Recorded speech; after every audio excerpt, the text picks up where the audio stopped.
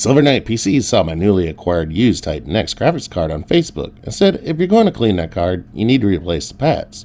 So they sent me thermal pads and paste, which was really cool of them. I paid $250 for this Titan X, and that's the most I ever paid for a used graphics card, so I really hope it's worth it.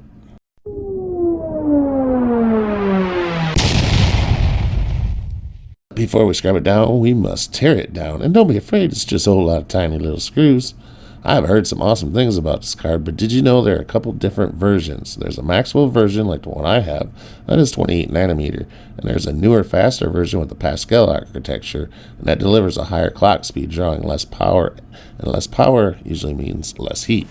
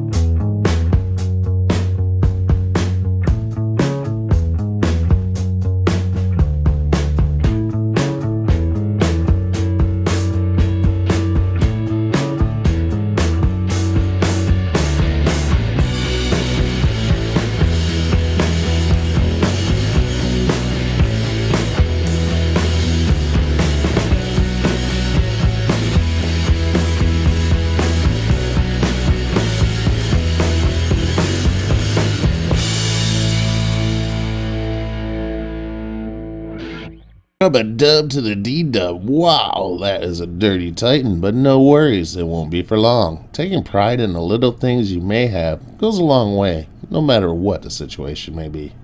Rubbing alcohol, Q-tips, Goo Gone, clean soft rag, dish soap rag, compressed air. Whatever your methods of cleaning electronics, just be careful and take your time, as this is no race.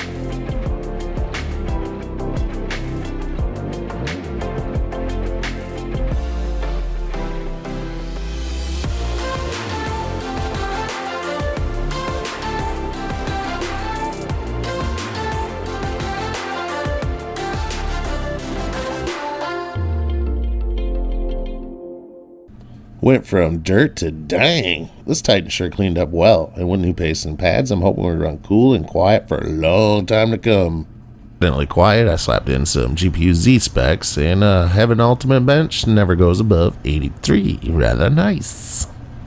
Thank you, Ted and Silver Knight PCs, for the good thermal solution. There will be a link in the description for anyone wanting to save 5% on the items I used. Bye, y'all.